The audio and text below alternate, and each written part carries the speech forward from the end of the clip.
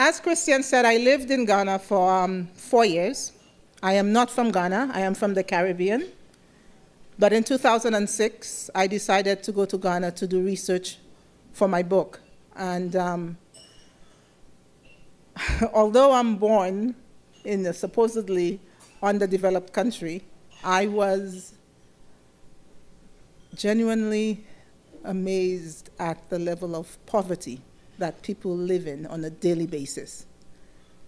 As a child, I too sometimes walked to school without shoes, but that was only because I was so careless with the ones I had been given that my parents thought to teach me a lesson, I would walk the 5 kilometers without shoes. And to see children do that on a daily basis in the hot, hot sun,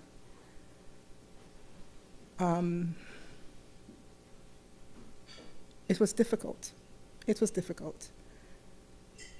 The first village I lived in,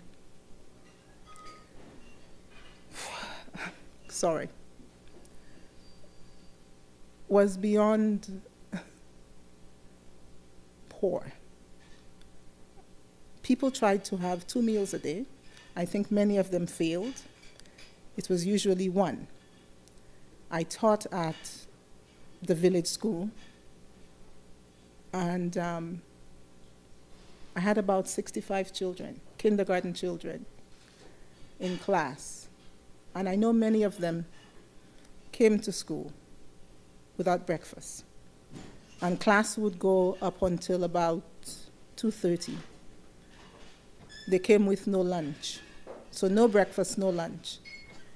And normally they would have just a bottle of water. And it's not water that you would even want to wash your feet in, because there's no infrastructure in the village or in the villages. There's no running water. They would have to go to the river or the closest water hole to fetch water. And sometimes that would be where cows would be drinking from also. So the poverty is, it's heart-wrenching. And to come from this, to come from the land of the privileged, where, you know, everything is at your fingertips. It was shocking. I remember one day I went to school, and the teacher who I was supposed to be assisting, she didn't come. And that was a consistent thing. She would not show up.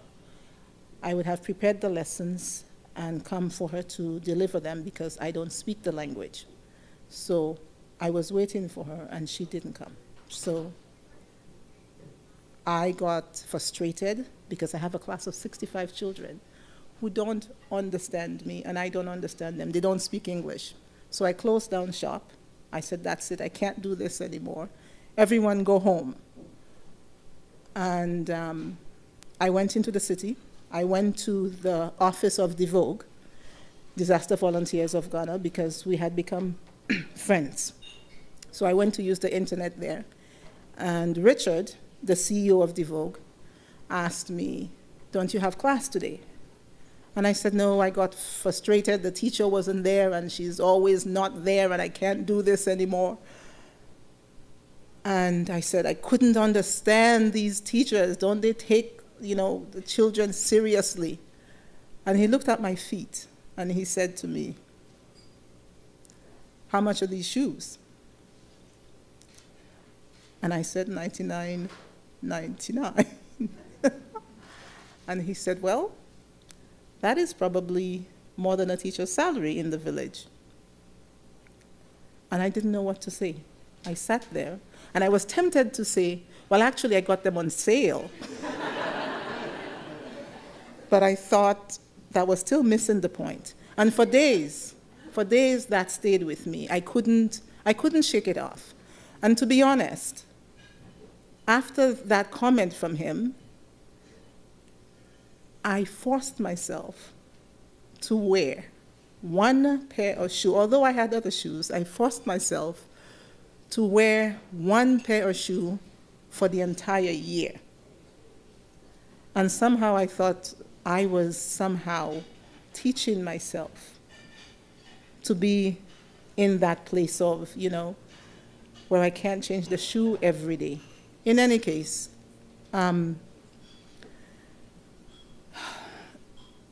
it's an experience I will never forget. I am going to go back to Ghana. I call Ghana home now.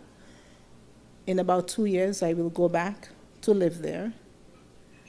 But having seen the poverty, and having seen what we can do from over here, and having witnessed DIVOG at work, has had an impact on me that I can't let go. Just because I'm here, I cannot forget. And I'm sure Jamie and those who've been there before will say the same thing. Once you've gone, once you've witnessed it, you can't go on with life as it used to be. You don't take for granted, at least I can't. I can't take for granted anymore as I used to. I worked for a few different NGOs, African and Western, and I have to say many of them are not there for the good of the community. It's a way to live a particular lifestyle that they didn't have before or they didn't have over here. And DIVOG made an impact on me. They basically have very little. They don't get funding from the government. They don't get funding from any big organization. Yet still, they see what needs to be done. They take on the task, and they do it genuinely because they're perhaps one of the few that actually understand the help is needed.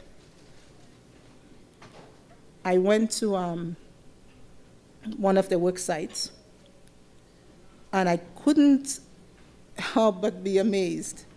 They were actually simply building toilets at the school. And I don't mean flushing toilets, pit holes. This is how bad it is that the community could not afford to provide the school with toilets. And again, I stood there, I couldn't understand how a country as rich as Ghana is a rich country. Ghana has all the resources. Ghana used to be known as the Gold Coast for a reason, because it was really the Gold Coast. And up to now, Ghana is still exporting gold. Ghana exports gold, Ghana exports diamonds, Ghana exports bauxite, and also agricultural products. Yet still, the people are poor. And it has a lot to do with poor governance and corruption. We see the corruption on a daily basis, and it feels like the government really does not care. They don't care. And I'm sure some people might say, well, if their own government does not care about them, why should we? Why should we be doing this? I don't have an answer for that. All I can say is the help is needed. And usually the ones who need it are not the ones who are doing the corruption. Richard, the CEO of DIVOG, sent a message to be read to thank everybody for the help. Greetings from Ghana to you all gathered here today. On behalf of the communities we serve and the people of Bekpa, this is where they are going to be working. Actually, it's backpack. We want to extend our profound gratitude to you all for your contribution towards our school building project and contribution towards the future of our children and society. I also want to extend my personal congratulations to all the team members of Going Ghana for your hard work, positive attitude, and your willingness to go the extra mile. You are a credit to our society. As education is the solid foundation for a better future, our programs concentrate on school projects to empower children, discover, and realize their full potential. Whatever support you give today will go a long way to help the children in our society. Your contribution will bring joy and fun into the lives of our children in dire need. It is in this regard that DIVOG partner with the Going Ghana with similar orientation in the exchange of projects, knowledge, and ideas, among others. I hope we are able to repay your favor by providing you with the best outcome and the best service for our communities. Your volunteer efforts are greatly appreciated. To those who have loved to support and make the same trip in the near future as the Going Ghana team, you can always do so. To you all gathered here, we applaud your caring commitment and continuing support. Together, we can offer the children of Ghana care and guidance, stability and love that is so essential for becoming successful adults. We greatly appreciate and recognize all that you do to help change a lifetime for a child in need. We truly appreciate your dedication and hope you recognize, as we do, the valuable role you play in building brighter futures for Ghana's next generation. We would like to extend our gratitude and thanks to all the role players and sponsors that have made it possible for the dream to become a reality. Tonight marks the occasion. We hope this would be a continued partnership for African growth and development. Thank you, and God bless us all. Akpe, and Akpe means thank you in Ewe, and Ewe is the language in the Volta region. I'd like to say a personal thank you myself to the team. Again, not many people think about doing what they're about to do, to give up luxury for weeks in sunshine. Yes, it's very, very hot, but it's a different culture. And there are going to be nights of no electricity. It's a constant thing. You will not have a shower. You will have baths, but you will not have water pounding on your head.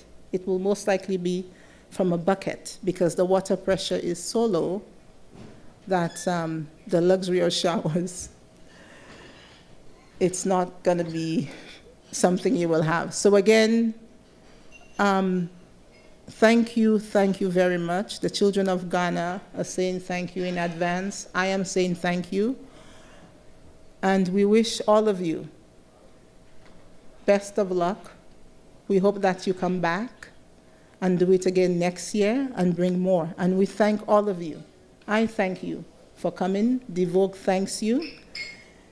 And like Richard said, we would like to continue in partnership in doing this. Thanks.